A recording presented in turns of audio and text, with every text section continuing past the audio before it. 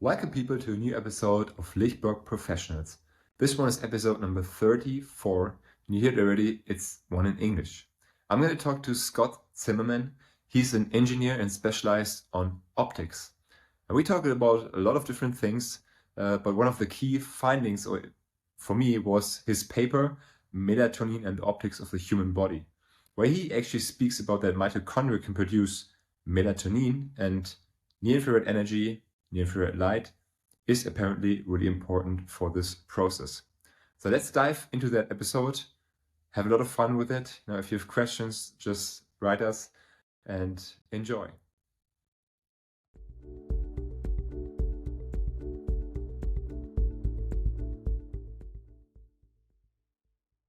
Yeah, but first of all, welcome Scott Zimmerman. Thanks. Yeah, just a quick Yeah. background. I'm an optical engineer. I have 85 issued patents in various areas. And I just got started looking at lighting a little bit more. And I connected up with, saw some work by Hamlin and Wunsch. Yeah. I'm sorry if I pronounced that improperly, but my German ancestry is quite extensive, but my language knowledge is non-existent. So, but I got to looking at it, and I was lucky enough to do some papers with Professor Ritter. He's one of the leading world's experts in melatonin. And what I did is I started looking at how, for whatever reason, there wasn't hardly any information in the lit about what happens optically in the body. And so I started modeling various optical elements like the eye, like the brain, the fetus, skin. And what you see is that everybody likes to talk about milliwatts per centimeter squared or whatever.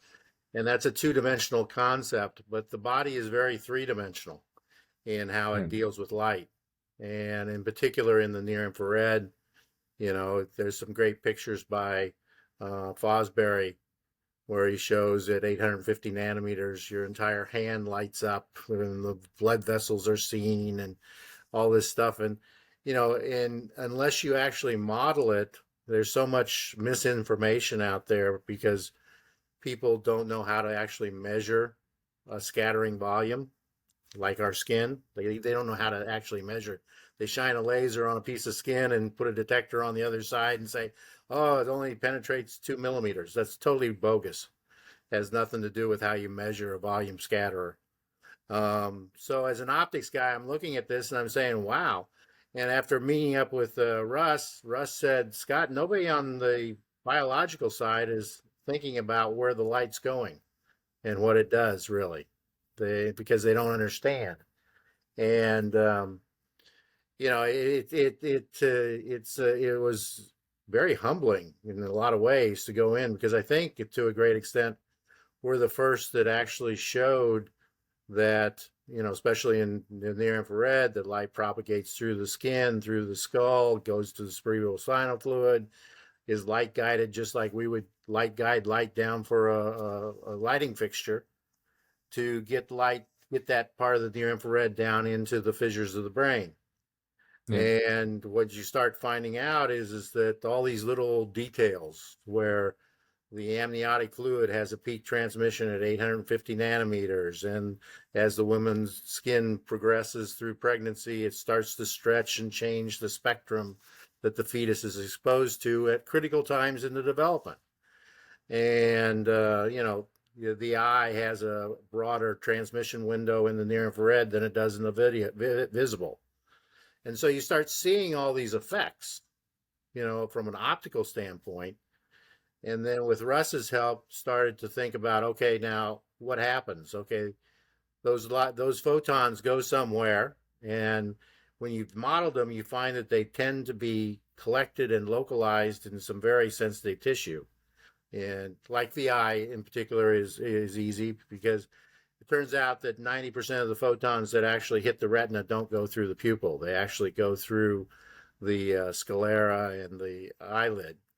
And you can literally go out and prove it to yourself. You can go outside, close your eyes, point your face towards the sun, and you'll see a kind of an orange halo coming through, and you're looking at essentially at the red edge of a huge biological window that guarantees that when we're outside, the photon, the retina is got a huge increase in the amount of ratio of near infrared to visible, because in nature we are never exposed to visible and near infrared light, with our visible and UV without an excess of near infrared.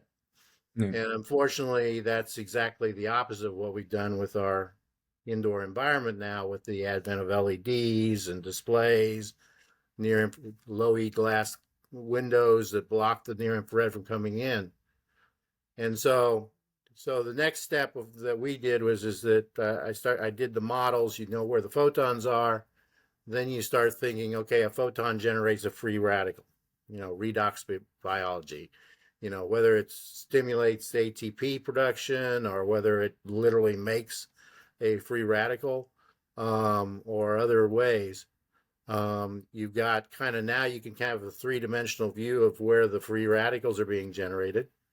And then the last step that we've just published some of our stuff on is to say, okay, the body has to respond. Once you start looking at how many free radicals are generated on a cellular basis in just a second, you say, my gosh, why aren't we fried in toast? Well, we're not, because the body has an antioxidant response. So, and unlike circadian, this is totally a function of the number and intensity of the number of cells that are being impacted. So it's a surface area, it's a area and a volume, actually a volume of cells. So what you'll see is there's some really great work by Glenn Jeffrey, where just got published, where he illuminated the back 800 square centimeters with 670 nanometer light. And lo and behold, the glucose levels went down, quite rapidly. And so what it shows is, all it says I'm saying is that I'm trying to set it up from the standpoint of, the work we're doing is more about what does light do going into the body through the skin, and how is it doing that. And when you do that, you really quickly realize that the body is, at least in the near infrared, very much of a solar collector, Yeah. and you can see, I don't know if you've ever seen near infrared photography. No, I But, haven't. oh yeah, I would argue, I would say, like, Bob's got a really great picture of a hand with near infrared 850 nanometers coming through it, and then he takes a picture of it over here, and you know everybody who sits there and says that, oh, it only penetrates about a millimeter, just look at the picture. It literally lights up the entire area. Yeah. And Roger Seaholt's got a great picture as well, where he takes a flashlight.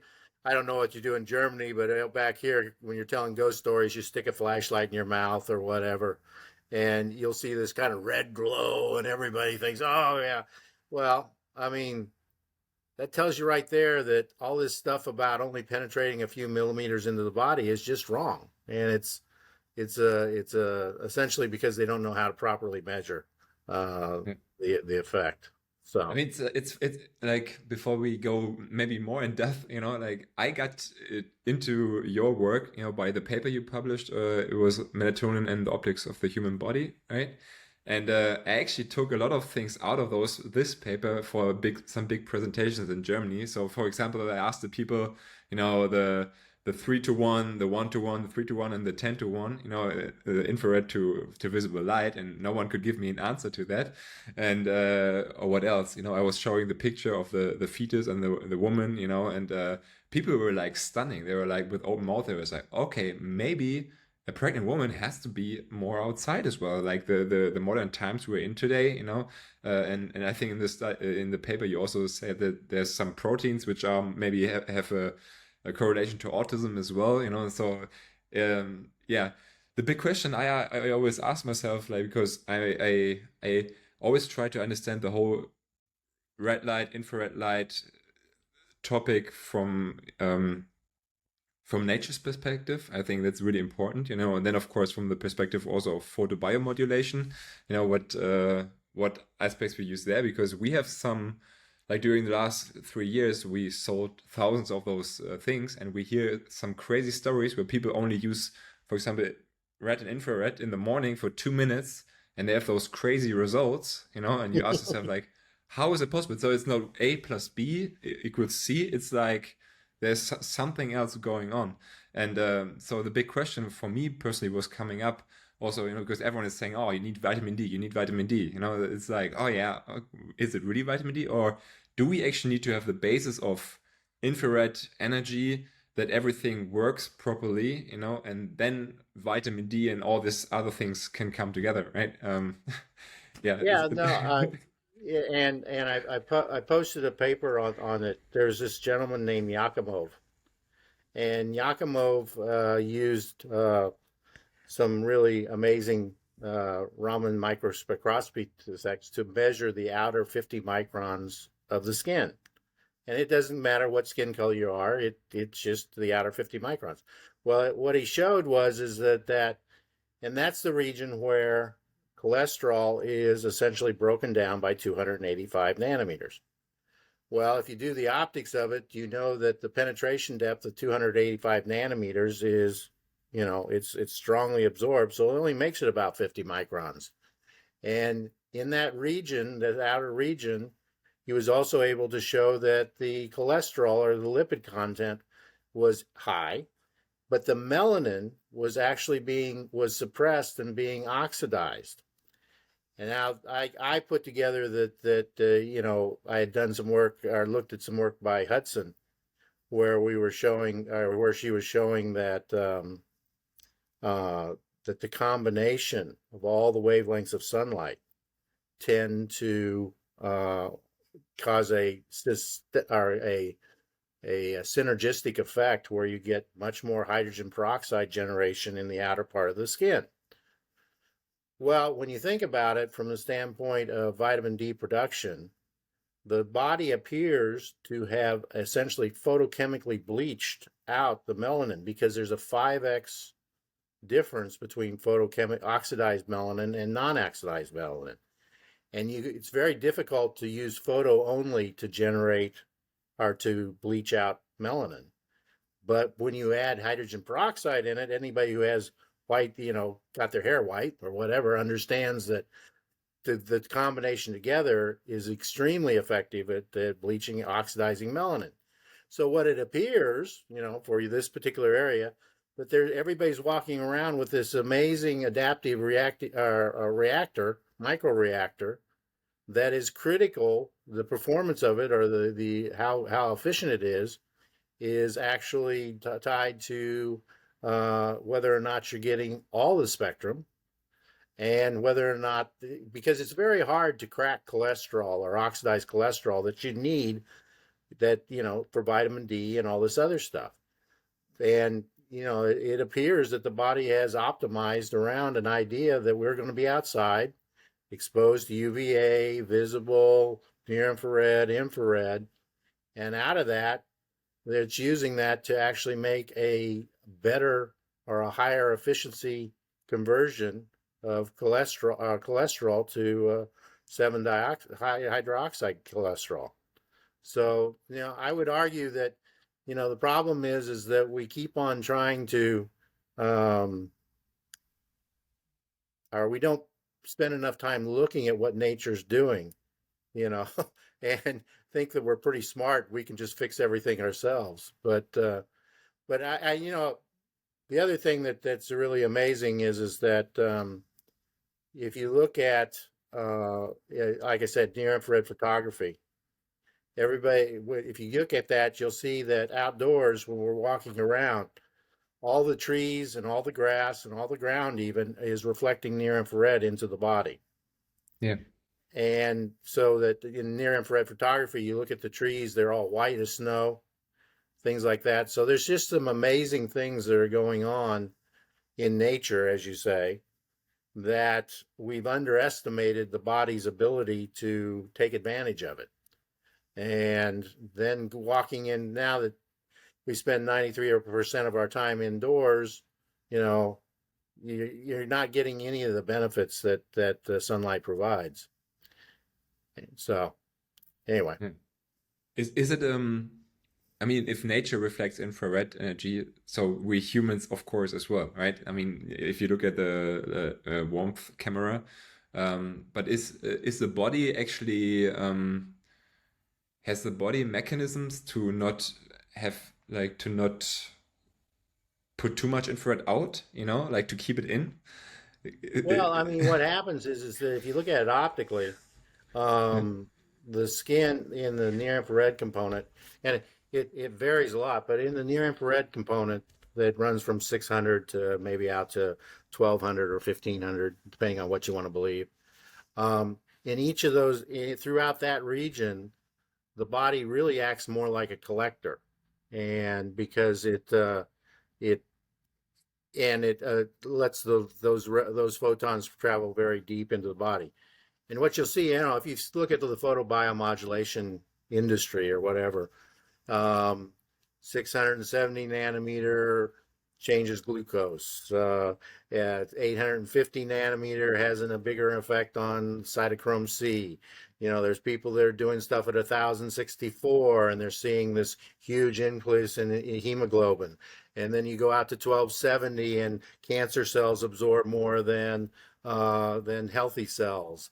And then you get out, when you go out into the shortwave IR, where we're showing, we've got some pictures and stuff where we show that, at that place, water is the dominant absorber, so everybody has dark skin and white hair, so in each one of those bands, people are showing that it's having a biological effect. And the reality is that that's why we do what we do with our products, is that there is no magical wavelength, in my opinion. There is and that in a lot of cases there appears to be a synergistic effect, that it's not just 670, it's not just 1064. The combination of the two create a different effect, or they are doing something, like I say, you get out into the shortwave infrared, there's all this information that the body is generating hydrogen peroxide and using it essentially for pathogen control. So I would argue that the real problem we've gotten ourselves into is that we keep on wanting to try and shove everything into a narrow little band, when in reality, sunlight runs from 250 nanometers clear out to beyond 4,000. And at every wavelength, there is something going on in the body because of it. And Yeah. that's, just what the optics tells you. I mean, I saw the 17 pages on LinkedIn you posted about the adrenal fatigue, It's honestly, like, it made me think like, oh, okay, because it was really interesting what he said with the natural stressors, always being like infrared is always there, and then we can, like, for the cortisol, we can actually produce melatonin to go against it, and in the unnatural stressors, so I have a lot of friends and they're personal trainers and they're like 10 hours a day in a blue light gym, no infrared, nothing, and they all lose their hair. Like, do you have an answer to that? Is it, do you think there's a correlation to that? I don't know. No, you don't know. Okay. But anyway, obviously, I'm from Kansas originally. I was putting up hay all the time when I was young, and that's what did it to me. Yeah, I don't know. It's like somebody asked me once if bald people are smarter because they don't have hair blocking the near infrared. I think the problem is that we had motivation. It's like the circadian stuff. There's no doubt that there's a circadian effect. Absolutely no doubt. The question is how important is it, and whether or not, if we had the right amount of near infrared, would we have the problems that some people are having? I can remember going out and putting up hay and all day and coming back in, and the comment was always, "You're going to sleep like a baby." Well, yeah, you did, Yeah. but when you start starving off, or we didn't just take away a little bit of the near infrared. In our modern homes, we took away all of it. All of I it. Yeah. keep on saying that if you look at just from the energy standpoint, or look at what we've done, we have we have developed indoor spaces that have led to the largest reduction in solar spectrum of exposure in human history. You know, it's not just a little, it's a lot. And I believe very much in balance. And, when you start thinking about that way, people are having trouble with sitting there watching their TV. I mean, your TV has gotten bigger, brighter, more contrast, and all it puts out is visible. Your lighting is all it puts out is visible. Your windows are blocking any UV or near infrared from coming in. We spend a lot of time, and my concern is that you and I probably, you're younger than me, obviously, but you and I are probably, start to feel the effects. But we have a generation that we're coming down to where we are radically altering their amount of solar exposure. And that was really the quandary I always had with going on. I mean, the lighting guy. Lighting guys only care about what goes through the pupil and only care about visible. You had the photobiomodulation guys, and I'm sitting there and I'm talking to Hamlin, and I sat down and I thought, okay, well, wait a minute. If I take a well lit incandescent room at 500 lux, that gives me 4.5 milliwatts per centimeter squared of near infrared. It's broadband, but I got 4.5 milliwatts per centimeter squared. For those doing photobiomodulation, that's a therapeutic level in some cases. And so it's like we had this protective envelope we didn't understand. Now, incandescent's bad because it uses a lot of energy, quote unquote. But what was really the problem is that its lifetime was pretty bad because it's pretty lousy at generating visible light. The blues and the greens meant you had to run the filament temperature way up, which caused the life to drop off. Now what we're doing is just a hybrid system where we do a little bit of let the LEDs do what they do in the visible, and the small little filament bulbs do what they do they're 100% efficient at generating near infrared. Put the two of them together in a light bulb, and we provide the closest match to the solar spectrum that you can get. Now, it's just light. It's a light bulb. But when you start actually looking at the numbers as far as the amount of exposure, because as I said, we're not about what goes through the pupil. We are about how much skin surface is how much near infrared is incident on the skin surface, and how many cells themselves are being affected. And Yeah. like I said, I just wish everybody would look at Fosbury's hand picture where he puts 850 nanometers and the whole thing just lights up, and it's one little spot, but the entire thing lights up. Or even people can do the same thing with their cell phone. They can literally turn their flashlight on, put their thumb over it, walk into a dark room, and you'll see that the entire thumb is lit up in the red. But Well, in the near did infrared. you, yeah, did Go you ahead. look at how much energy is the sun generating if it's like a normal day or maybe it's cloudy and at 850 nanometers? How much milliwatts is it? And can you imitate that in the artificial environment? Is it possible?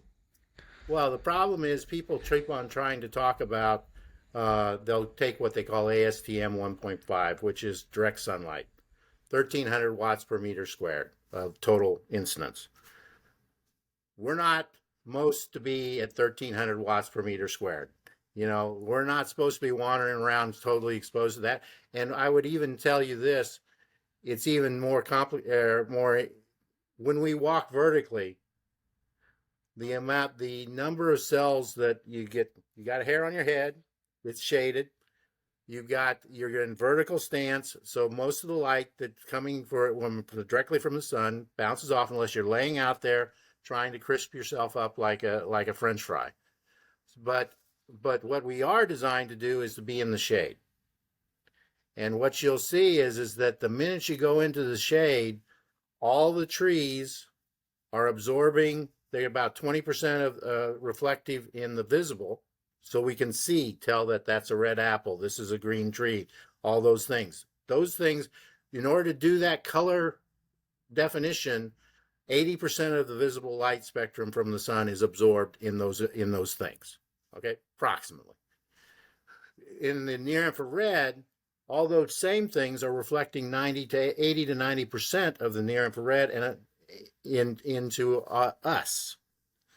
And that's coming from all around you. I have a little thing in that posting where I show direct sunlight has this solid angle coming down onto the body, but surrounding us is essentially this integrating sphere that is kicking near infrared into the body, and optically the body at those wavelengths is actually absorbing and collecting that and distributing it through. As Bob says, we're essentially we're a translucent medium with a bunch of weak absorbers in it. Most of the light just propagates down through and bounces around off of the water that make up our interstitial fluid, and then eventually they find something like a cytochrome C or some other type of weak absorber. And the whole point of it is that allows the light to be distributed evenly throughout the body. So when you start looking at it optically, you kind of go, holy cow, this is what the nature's doing, and the body's taking advantage. Why would it go to that much trouble? Why does it do this? And the problem with a lot of the photobiomodulation, in my opinion, is that they focus on one wavelength, number one. Number two, they don't take into account the three-dimensionality of the whole thing. They'll talk about milliwatts per centimeter squared, but then they won't. It's hard in a lot of the literature. How big an area did you expose? How deep was it going in? Was there what skin color type was the person? All these things. And what you start seeing is they all matter in a large way and affect how much energy is getting to where in the body. And, we had been focused on melatonin because Russ is such a world expert on it. And, the concept that melatonin's and then the last set of papers that we've just done is that we were able to show that, for 40 years, they've been arguing about whether or not the mitochondria makes melatonin. Yeah, that's a big question I wanted to ask you as well. Yeah. Okay, so what I found this paper by Theron where he actually measured melatonin during an exercise. And when I'm in the posting I was talking about, during is the operative word.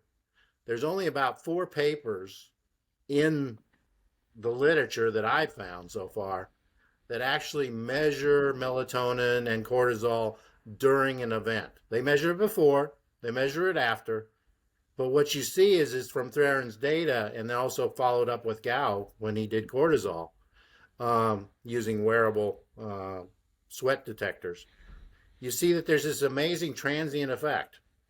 When you talk about circadian, everybody talks about melatonin and cortisol. The oft-quoted thing is that, when cortisol is high, melatonin should be low, and when more melatonin's high, cortisol should be low. That's how you make everybody happy and sleep good. Well, all of a sudden, when you actually measure it during something like exercise, you see that melatonin and cortisol go up exactly together.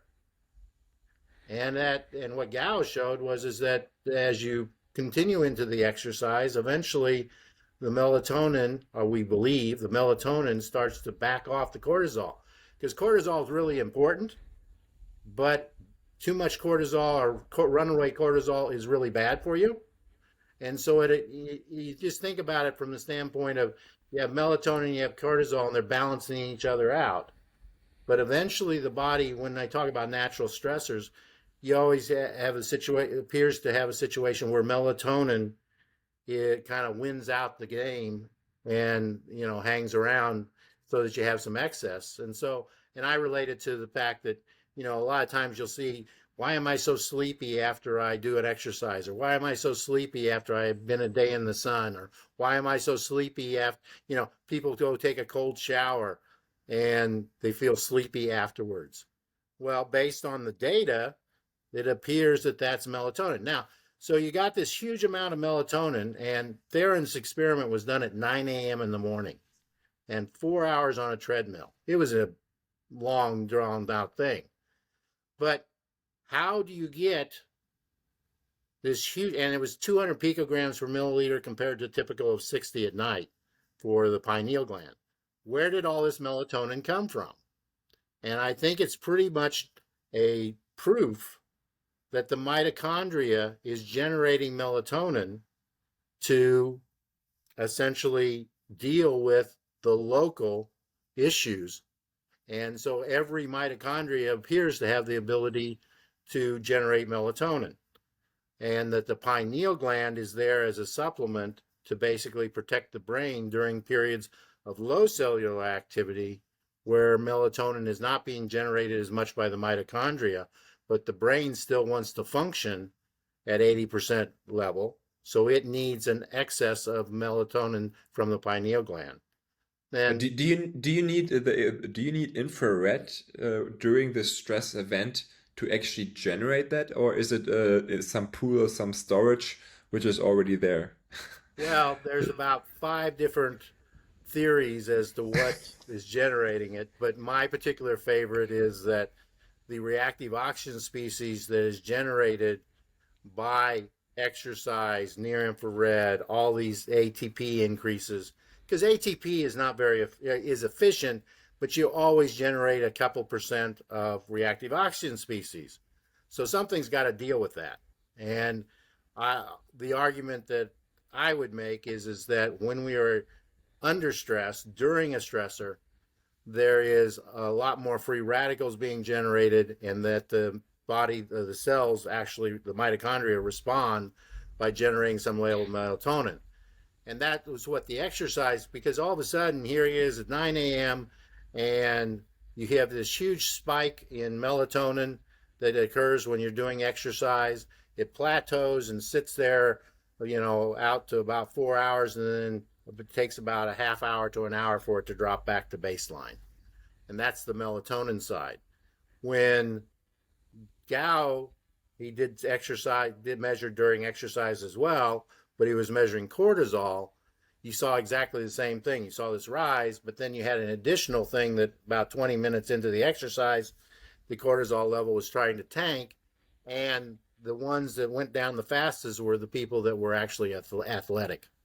So with the argument being that they have more mitochondria in their muscle cells, and so they more quickly can essentially dampen down the cortisol levels. So, what we're trying to show is, or trying to prove with all this stuff is that using the transient response that people never measure. Because bear in mind, circadian is measured by putting somebody out on a bed in the dark, don't let them eat, don't let them do anything, and you can actually start to see the circadian baseline. Yeah. But what we're only saying is that on top of that baseline, melatonin and cortisol and a lot of other hormones are doing a lot of things when we live our life. Yeah. We do stuff. And that transient response cannot be dealt with a pineal gland. It's got to be coming from someplace else. You can, people can come up with all different reasons, but it's melatonin and cortisol are both going up together when you do any kind of stressor and then if it's more of something the body's used to, then you get this tapering off. Did you get into the work of Doris Lowe as well? Yeah, I didn't, that was with Russ and her, but Okay. there's been this debate. I mean, Gerald Pollack has been, he was basically crucified way back when for suggesting that water had more character than what we thought it did. And, you can, like I say, there's about 5 different ways that you can argue that melatonin is being produced. I'm just saying at this point in time, we know that melatonin is being produced in the Yeah. cells. Yeah. because where else is it coming from? Yeah, I just find it really interesting because I've heard from some stories where people were like supplementing 3 grams of melatonin during the day, for some cancer treatment or any. Yeah, it's like so, and they're really successful with that. And I'm like, okay, it sounds crazy, but apparently there's something going on in that direction as well. So Yeah, I mean, yeah, I think though that that's one of the things that you see when you start looking at the transient response. If I take a pill, not just melatonin, but I take any pill, unless it's got some kind of a time release coating or something on it, yeah, the body immediately starts to try and get rid of it. true. Yeah, And so, you know, that's why I think that there's a huge benefit from thinking along things like lighting and other stuff where you're basically setting a baseline, you know, that by putting more near infrared into our lives, by doing a little exercise, by eating the right kind of foods, all those things are all the same thing. They're setting a kind of an operational baseline that you're operating within. And when you start to hit something really hard, it's like a whole body photobiomodulation thing. um, you get a huge, I mean, people fall asleep inside those things, and yeah. because I believe because they have this huge melatonin, on a cellular level, they're essentially generating a lot of melatonin. And but Yeah. it, I it, mean, is it like this that, okay, how would you say that? Because, I mean, we had TV already in the 60s, 70s, 80s, 90s, and I think we were, as a nation, we weren't that sick in that times, and we were still doing something at night. Because from the circadian perspective, this is already really critical, and maybe it creates more inflammation and all this stuff. But people were also more outside during those times, and I think only during the last 10 to 20 years, where we have like an average of 8 to 10 hours of screen time a day, and we just inside literally like all the jobs changed. And do you think by increasing the blue light, like no infrared, and then still with the whole circadian issue that people stay up late, so this is like a combination which is really bad for us? yeah, I mean, Yeah. I think it, I mean, back in the old days, um, you know, even during the time where fluorescence came out, I remember I'd be in work and I'd be under fluorescent, but I'd come home and I'd read a story to my kids, under an incandescent light. You know, that's what I do. And I would be outside more than what you are. Now, used to be the children would go out and they would play in the woods and the creek and all that other stuff, build a tree house. Now everything is very structured. They go to even their sports are indoors under artificial lighting. And so you just look at the totality of it and you see that there's a huge shift. And I think people need to actually step back and quantify, when you look at the actual amount of near infrared that the body needs, it's not that much, really. Okay. Because what you can see is some of this work, like Greg Jeffries or Glenn Jeffries' work on glucose. He's exposing 800 square centimeters to a level of, to red, and seeing a change in glucose, and yet that represents less than 1% of the cells that could be exposed when you're out walking around. So it's I think we need to get more down to quantifying, how much is needed. And I think we're going to find that it's not as much as you think, and that it can actually be brought back without giving up a bunch of energy efficiency. That's what our claim is that, you know, all the lights that we have in our house should have about a 3-to-1 ratio, because we did a bunch of measurements on different skin types, and especially within the black community, you need about 3 to 4 times the amount of near infrared to get the same level of stimulus as somebody with a lower skin color. And so I guess I think that as I started the whole thing out with, we're not concerned with what's going through the pupil as much as how many cells are actually being engaged with near infrared or exercise or all these other things. And that's So, what's really driving it.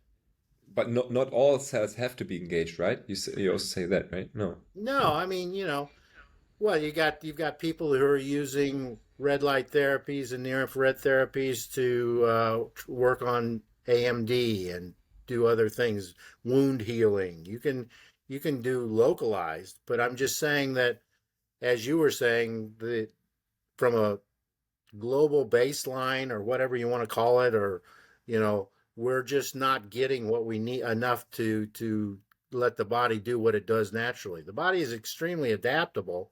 Nobody's dying because we took the near infrared out, but they may not be near what they could be.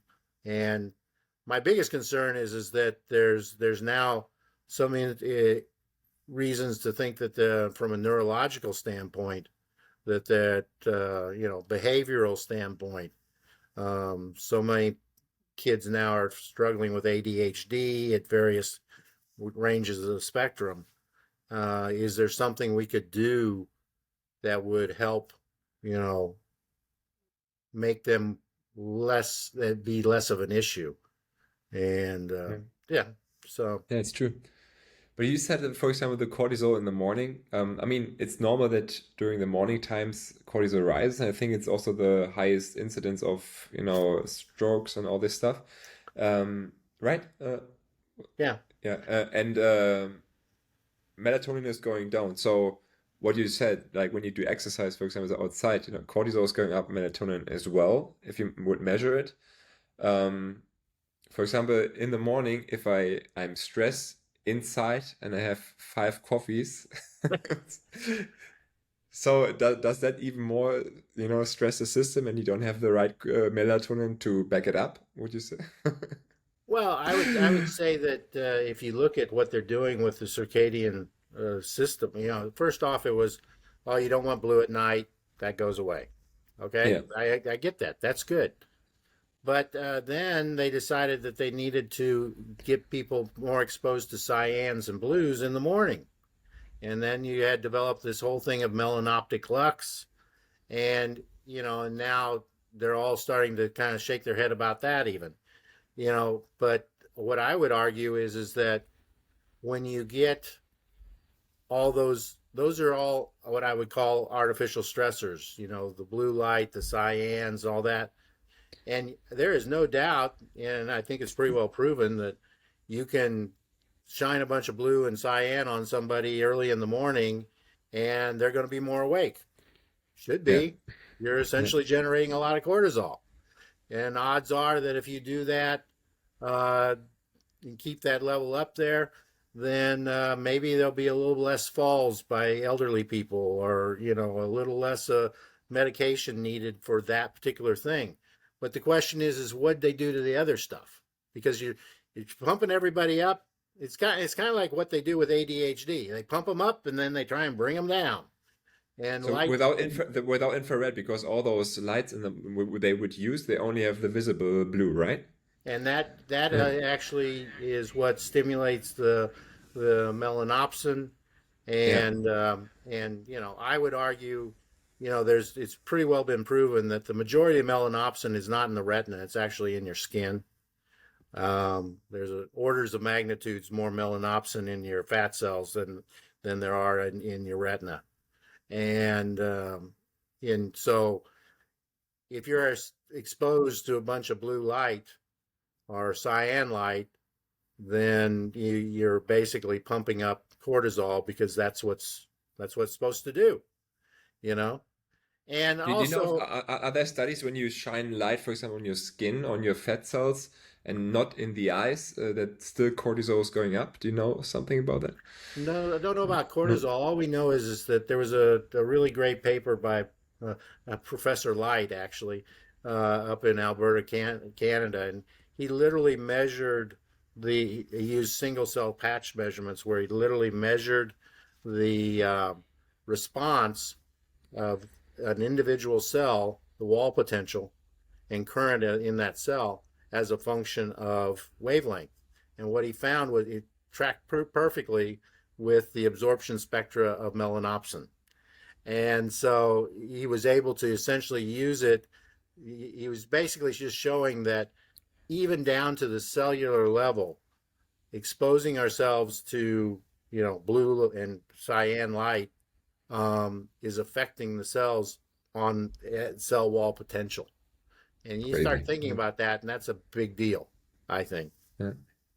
I mean, it's a big question. Why is there, I mean, melanopsin is then found also a little bit deeper in the tissue, right? Because we mostly say that blue light is really artificial, no, it doesn't really can penetrate our skin, as then you ask yourself like, okay, if I hold my phone all the time on my thyroid gland, can there be an issue as well that it has an effect on thyroid function, for example? I mean, I think Yeah. that, well, I'm continually surprised at how many things that you find something out. It's like the skin. I did a paper quite a while back where we showed that uh, sunscreens, uh, while they block the UV, they don't. Nobody wants to wear a colored sunscreen that blocks the blue and the cyan. Well, we know from electron spin resonance data is that the body is generating just as many free radicals in the visible as it is in the UV. Yeah, it's So true. if you don't deal with that, and so what happened is that the sunscreens all block the UV portion, but they don't block the visible. Well, if the sunscreen also tends to stop you from having sunburn, which used to be a reason for you to get out of the sun, dummy. In the shadow, yeah. Yeah. Yeah. And so what happens is that when people use sunscreens, they can have a tendency to spend more time out in the exposed to the visible, high levels of visible. And it turns out optically that if you look at where those visible photons localize, it's right at the basal cell layer. So, and for 30 years, there's been increasing levels of basal cell carcinoma associated with white males. I would argue that, maybe there's something going on there. But I do know that optically, the stuff that has enough energy to do damage is actually localized right there at that basal cell level. And so, I think that every time we try and trick the body some way, there's some unintended consequence that people weren't aware of. And so, So how much is actually like what is the main frequency which has the deepest penetration? Is it like 850 or 1000 nanometers? And how much does it really go into the tissue now? Because I mean, I've read hundreds of papers in photobiomodulation, and it's always a big question. It's like, okay, laser putting on the brain. Does it need right skin contact or not? So what is actually the whole? okay, this is my pet peeve. So I'm going to go ahead and try this and see if I can explain it the best way. But from an optics standpoint, you can't just shine a laser at a piece of skin and put a detector on the backside of the skin and say that's how much is going through. That violates the law or the theory of Edendu, or optical extent. So what happens is that let's say you take an ice cube and you put a laser through it, red light, 670 nanometer, whatever laser, and then on the other side of the ice cube you have a detector. Now, water doesn't absorb much at 670 nanometers. It goes through, and other than the Fresnel losses at the interfaces, essentially 100% transmission. Everybody says, okay, it's 100% transmission. If I take and make a snowball and I shine that laser and that detector, don't change anything, just replace the ice cube with a snowball, even make it like a little ice cube if you want. What'll happen is the transmission will drop like a rock as far as what you're measuring at the detector. The entire ice cube or the snowball is glowing. Right. It's got photons going all over the place. So the point is you can't make a measurement of a volume diffuse, a low absorption volume diffuser, which the skin is in the near infrared. That's why if you look at Fosbury's picture, or you take your little cell phone and you put your finger over it in the dark, the entire thumb lights up because it is a volume scatterer. It's one of the hardest measurements to make and characterize in optics because you have to take into account that the light is scattering. If I take another snowball and I put that other snowball right next to the first snowball, and have another laser going into it, and I look at the detector, all of a sudden it's transmitting more. No, it's not transmitting more. The light from the other is coupling in and scattering into the optical path that the detector is capable of seeing.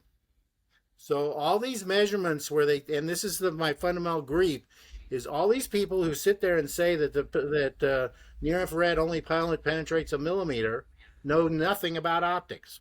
They just don't. I mean, it's not how it works. Mhm. And so you have to. The problem is that we've really underestimated how much photons actually make it into tissues, and how really amazing and fantastic an absorber is, because you think about it just on a way down on a deep level. You have a cell that's mostly water, surrounded by an interstitial fluid, mostly water. Index matched in there is all these stuff, and in there are a bunch of little dirt particles, the mitochondria, whatever, that are sitting there absorbing. And this is Bob's comment about having weak absorbers. It is extreme. What happens is the light bounces around until it gets to the first rule of optics, of photo optics, or um, photochemistry is that it has to be absorbed before it can do anything. The second thing is that,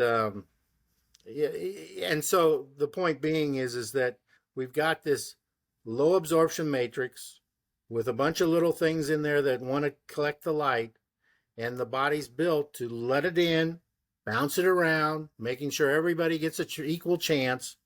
And and then the second law is that you for every photon there's one molecular bond that's affected. And so we need to start thinking about this more in the idea of photons, and not doing so much with milliwatts and things of that nature, because at the end of the day, this is a photochemical reaction.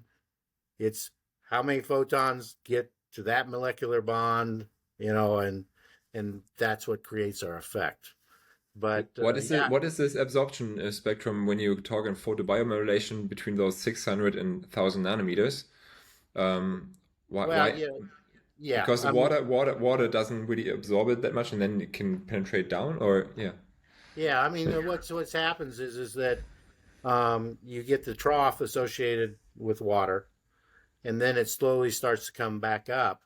But a lot of the other absorbers are going down. Like melanin is almost gone, but when you get into the near infrared, blood, that's why, if you, like I say, if you look at Fosbury's pictures, you'll see the everything glowing, and then you'll see the blood vessels dark.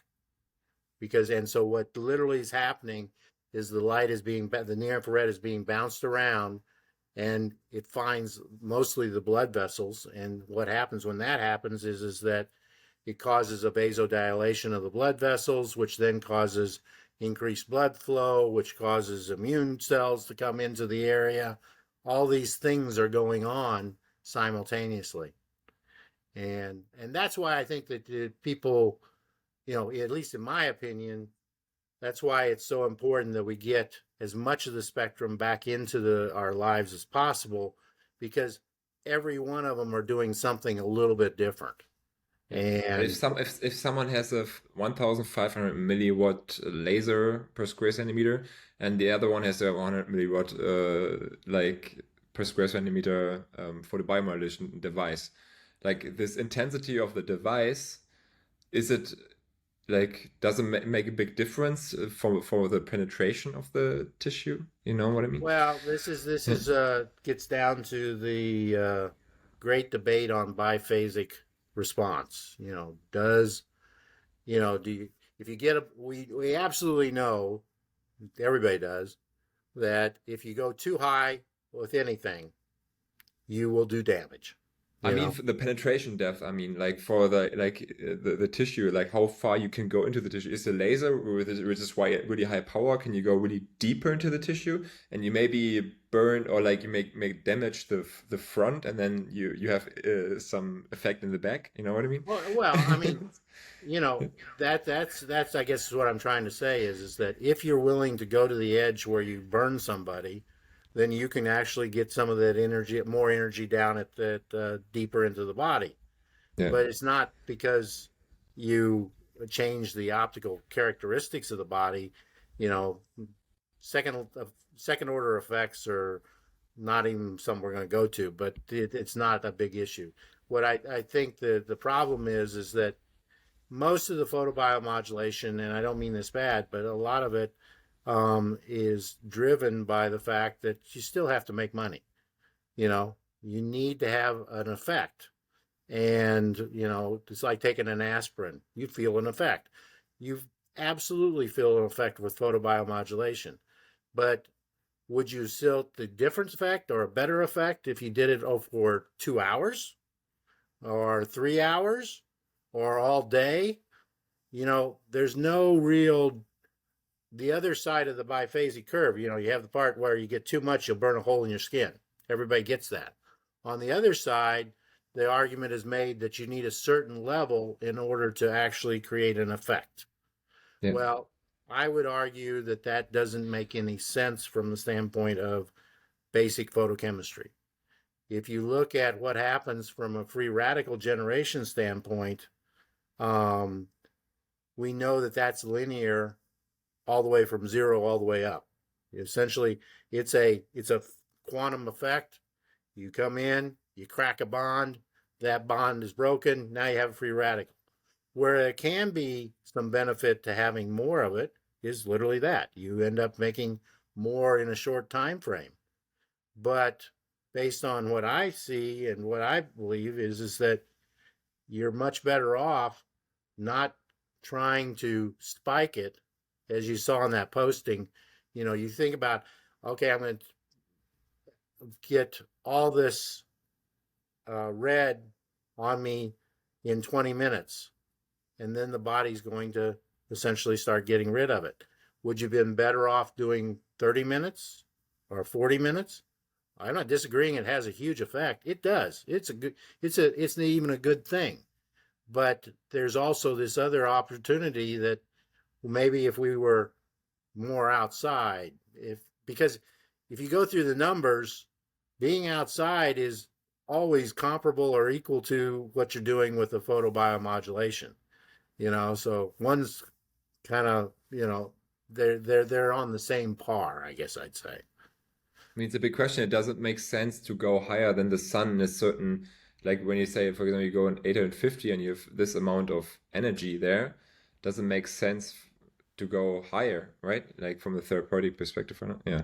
I mean, if somebody feels the difference and it's still safe to do, my Yeah. problem is we always end up going too far on things. And Yeah. what I'm mainly focused on trying to do is just trying to establish a minimum baseline because, you look at there was a study done here in the U.S. and they looked at nursing homes, and some people in some of these nursing homes are getting 5 minutes of sunlight a month, you know, and clearly based on the numbers, you can do a lot just establishing kind of a minimum. In fact, that's what we're talking about, maybe trying to do some standards around, is establish a minimum level of exposure for especially for people who can't do anything about it. So what would be a minimum level of exposure? Is it good to, for example, if you work in an office space and then you have like this incandescent bulb next to you and then you have like the the ceiling is LED. Is it better than nothing? Yeah, right. Yeah, you know what I would argue is that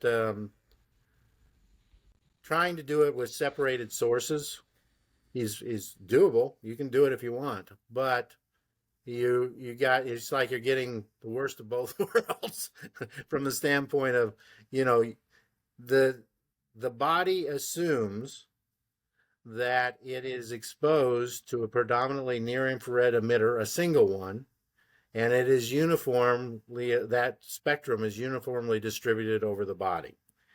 When you start playing games of having, this not have that spectrum, then you're always under kind of like the disadvantage. And especially when you start thinking about the ratios and the proportionalities that we see when we're walking around in a park or whatever like that. If anything, the nature is pushing us to have higher and higher amounts of near infrared that we're absorbing into our body, and we went exactly the opposite direction, and so yeah, you might put a little flashlight or your incandescent bulb next to you, and it's a good thing, won't hurt, but it's not okay. The other side of my face isn't getting that, Yeah. so I think it's better to try and incorporate everything into one light source and say that, you know, we don't want to go back to incandescent because you get 10 lumens per watt. You know, Yeah. Yeah. people don't want to waste the energy, but you can go to 45 or 50 or 60 lumens per watt and add a bunch of near infrared in, and it's kind of like it's even better than going the other way. Because what's going to happen if the circadian guys can keep on pushing? Every time they add violet or red or something to the spectrum, the efficiency drops down dramatically, and so where we get this thing. And the other point is that I think that an unintended consequence of LED lighting in particular, or visible LED lighting, is that now that people don't have to pay for big electricity bills, they want to put light everywhere. And so what we end up with is an increase. I mean, it's like a 10% increase in artificial light at night associated with a consequence of the fact that it doesn't cost much to run it. So why not just put it out?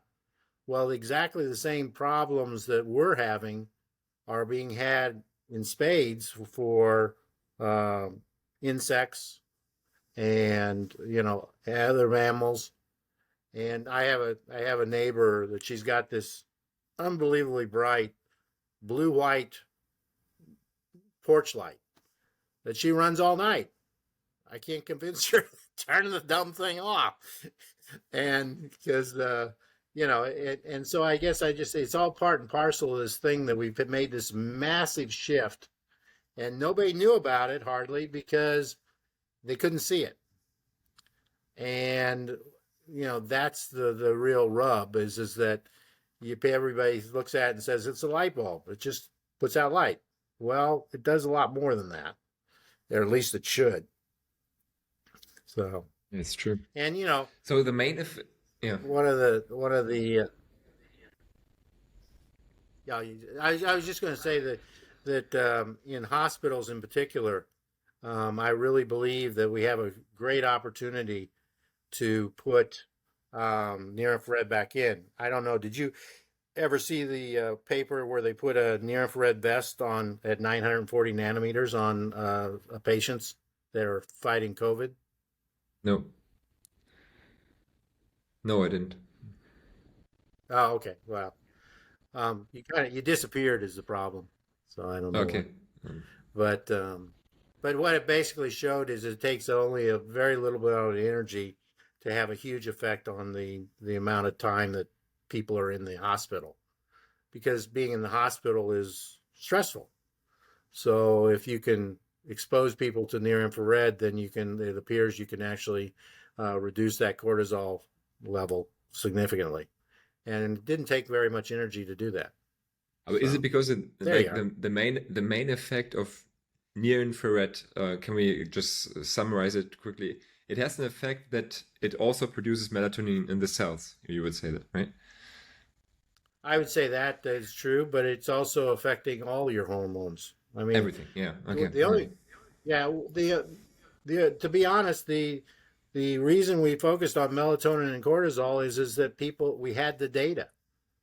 Testosterone's being affected by the amount of near infrared. You've got all these other hormones that are being affected, and but like I say, there's just not the papers out there that actually show you or give you the data to measure it in real time.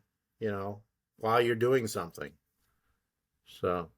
So I have a good friend, and he kind of he is actually a carpenter, and he's really good with his craft, and he developed this sauna called Hallelujah sauna, uh, and basically he has this perfectly shaped like sauna kind of, like it's even resonates because you can play some music and they have those resonator, and it's grounded and all this stuff, and they put those incandescent heat bulbs, like 250 watts, those old school physiotherapy heat bulbs. And Hmm. now it's always a big question, like like modern photobiomodulation, like cold laser therapy, versus those really thermally nice heat bulbs. And one thing I realized, if I sit in front of those really heat hot bulbs, it makes me feel really good. So there's something coming up, like there's this internal feeling where it's like, wow, I want more of that, But now those biomodulation guys say, oh yeah, but it's just the heat, and you won't have the right effect on those wavelengths like 660, and you know what I mean. So yeah. what Well, what what? yeah, I don't think either one of them is. I mean, is a negative. To be quite No. Yeah. honest, I mean, um, I do get concerned when people get overexposed to near infrared. Because like I say, that you can always, toast somebody. Can And you get overexposed with the like old school infrared heat lamp? oh yeah, I Yeah. mean, Yeah. where do they sell them now? They sell them to keep your French fries warm in the restaurant. I mean, Okay. too much of anything can be a bad thing. All we're trying to say is that you know that we're trying to get to the similar ratios of spectrum and some reasonable intensity using our lights, Yeah. and try and convince people that they should go outdoors. And no, you don't need to go out and bake yourself. You need, in fact, most, especially once you get above about 700 nanometers, near infrared passes through clothing, you know, and a good straw hat, good thing, all those kinds of stuff, rather than slathering yourself up with a bunch of, and trying to cook yourself to get a tan. People want to do that, that's their business. But at the end of the day, you know, there's so much advantage from getting a minimum level of near infrared from all these different things. And we're just starting to scratch the surface as to what some of those are. I mean, the paper from Jeffries was published, it hasn't even gone through all of its publication yet. And, he's showing glucose being affected. And can we Yeah. actually help people who are having diabetes? There's so many things that are affected by near infrared.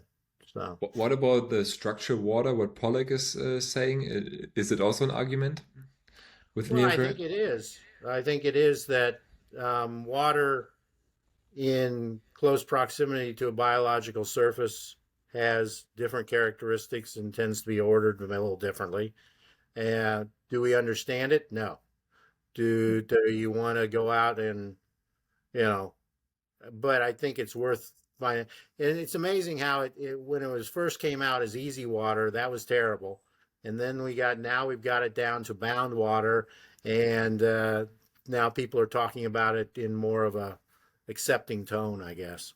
But Is it that when the body is actually are the mitochondria in itself also produce heat and infrared energy? are the mitochondria what? Do they also produce heat and infrared energy, Well, like from the they produce vibration?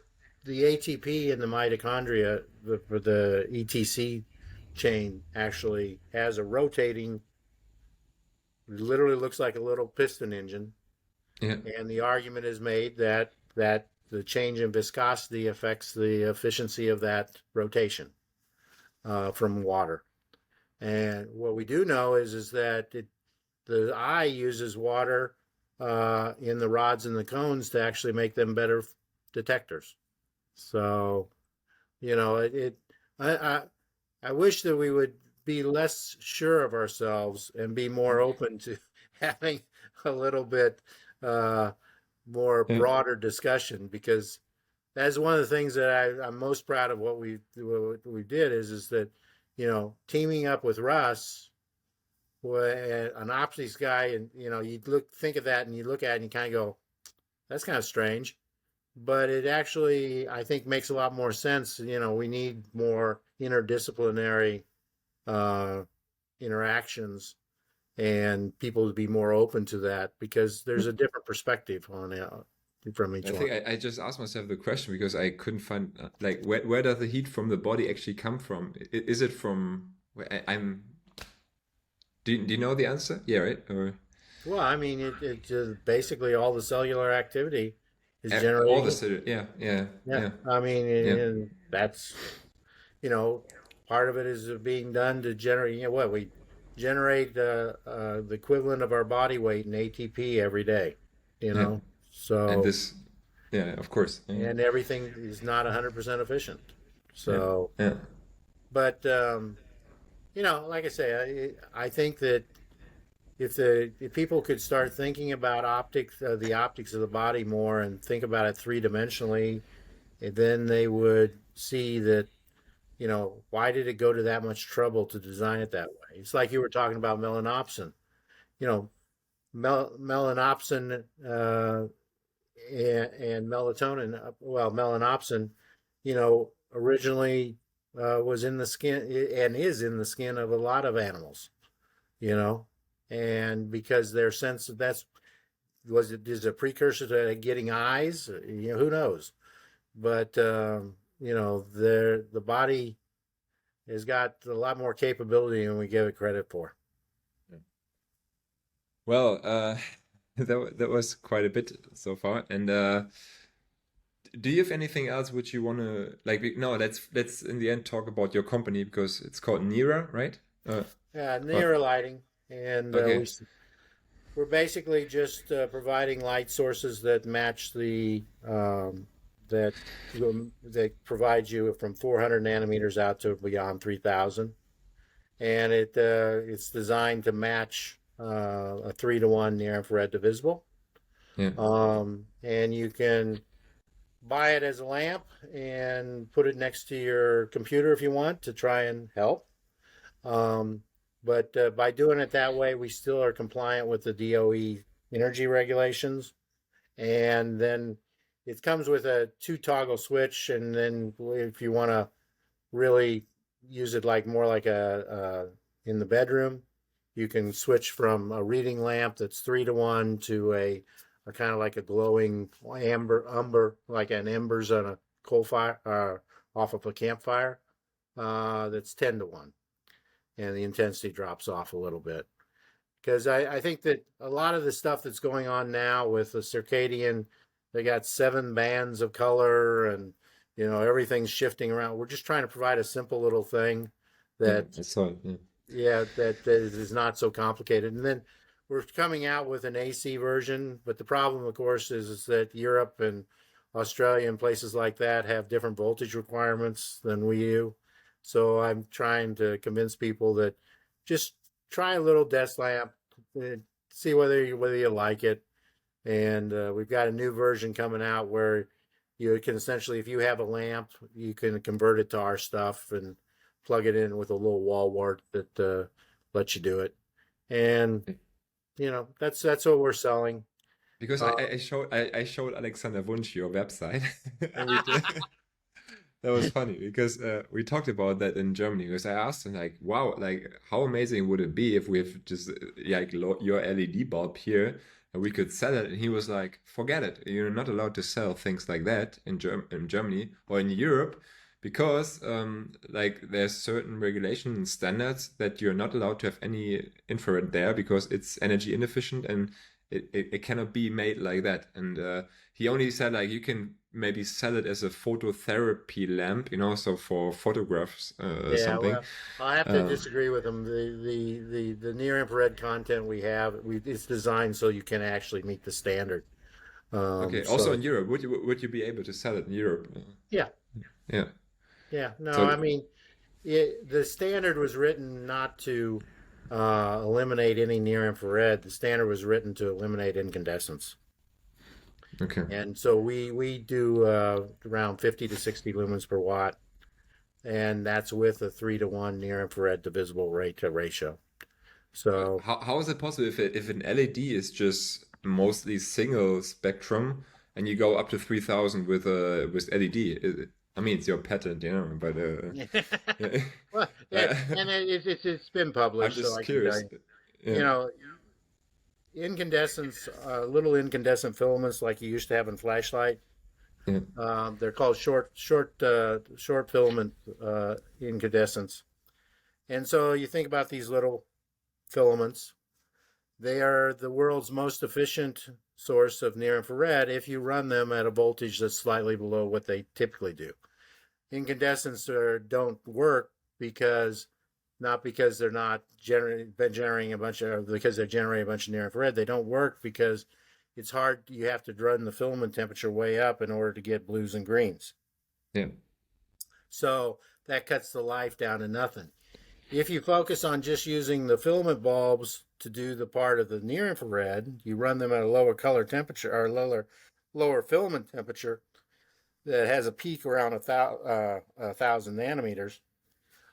Then the lifetime of the filament goes through the roof. It's 100% efficient at generating what we want. And then you combine that with an LED that's really good at efficient at running and visible. You put the two of them together in one bulb, and you get this nice, beautiful little spectrum that almost perfectly matches. So you have both. You have like an LED and a filament in this bulb. Yeah, that's all it is. Can we sell that in Germany? Can you come here and Sure, I'd be happy to talk to you about it. But you know, it's super simple. And what's really because I've already already showed it. What's really cool about the whole thing is that LEDs are notorious to drive because they have very nonlinear IV curve, right? So you little change in voltage and current goes through the roof. So you have all these electronics built into everybody's bulbs to try and keep them from running away. But when you use a filament in series with an LED, a filament actually has the reverse IV curve to the LED. So it cancels it out, makes it linear, makes it so you can't run away. And you eliminate the majority of the electronics that are in most LEDs or most light bulbs. And so you get a double win because you not only get the near infrared in, but you simplify the drive electronics and get rid of a bunch of stuff that people have been put.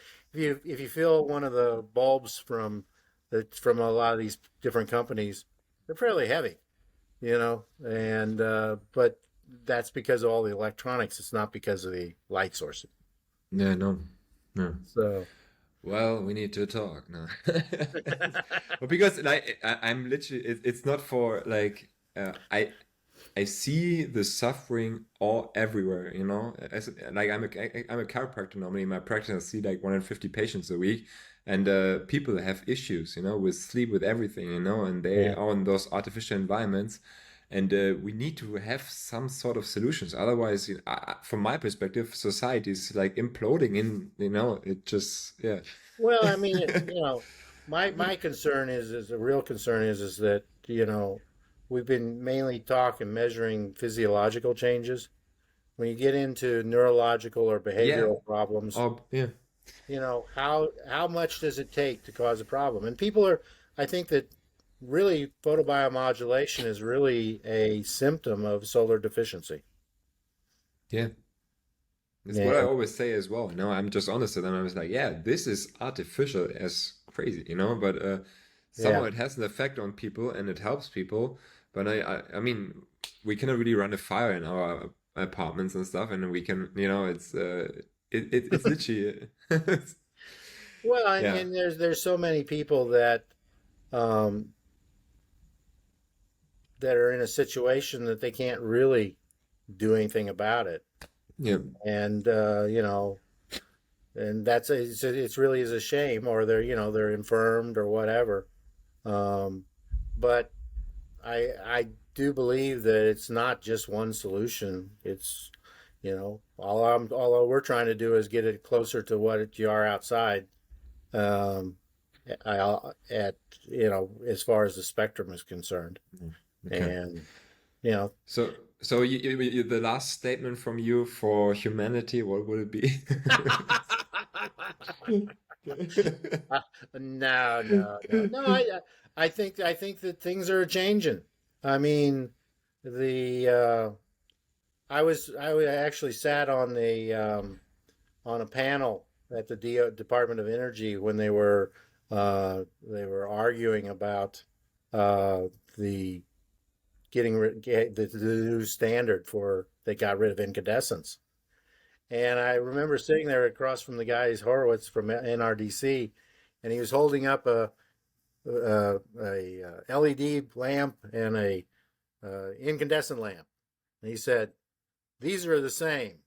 And I raised my little hand and I said, "No, photobiologically, they are nothing up like they're nothing the same about those two." And I was shut down so fast you would not believe it. but now I think that with photobiomodulation, with people starting to look at their health more and seeing some of these results, I think it's a good opportunity for everybody to take a step back and say, okay, maybe we don't want to go back to incandescent, but we can go here, save some energy, maybe use a little less raw materials, make it simpler, and make it so everybody, gets a little bit, you know, all every day. One last question, because it just popped in my head. Infrared sauna in itself, is like, would you recommend it to balance things out? But there are so many different infrared saunas, right? Yeah, and I'd love to have a sauna. You know, I think that there's a part of the problem that's associated that people who can afford whole body beds, saunas, and all that, there's nothing wrong with doing it. But there's a lot of people that can't.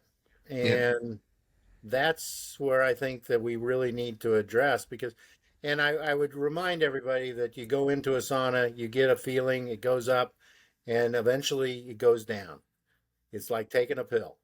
And, versus trying to set up an environment where you're continually being exposed to a optimum uh, spectral characteristic or intensity that and I don't think that has to be complicated or difficult. It just means we have to swallow a little pride and say, hey, maybe we shouldn't have got thrown everything out quite so quickly. But isn't that true about most technologies? yeah, yeah. They go too far Well, one way and then have to pull it back. well, I want to thank you for this conversation. It was a pleasure.